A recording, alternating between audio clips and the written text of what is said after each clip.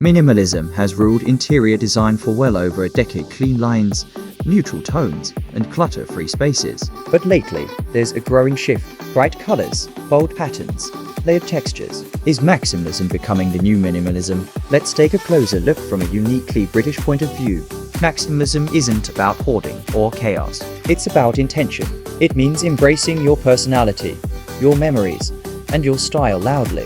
Think layered rugs, gallery walls, bold wallpaper, mixed periods and textures. It's curated, not cluttered. And in many ways, it's the complete opposite of the sparse-based minimalism we've seen dominate Instagram for years. Here in the UK, maximalism is nothing new.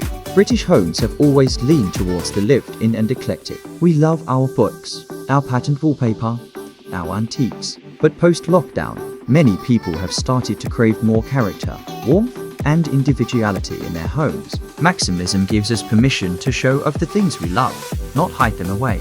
In the UK, maximalism often takes cues from tradition. It's not just about being bold, it's about storytelling. Use wallpaper with a nod to heritage like botanical or toile patterns. Mix new pieces with old and upcycled cabinet, or a vintage armchair reupholstered in a vibrant fabric.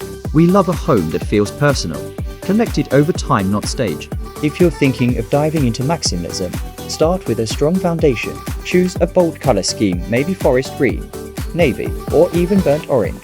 Build up layers with soft furnishings, rugs, cushions, throws. Add meaningful accessories, artwork, books, ceramics, plants. Then play with pattern on walls, in textiles, even lampshades. Whether you're all in on bold design, or just looking to add more soul to your home, maximalism might be just the shift you need. It's not about trend chasing, it's about expressing who you are. So if minimalism feels too quiet for you these days, maybe it's time to turn up the volume.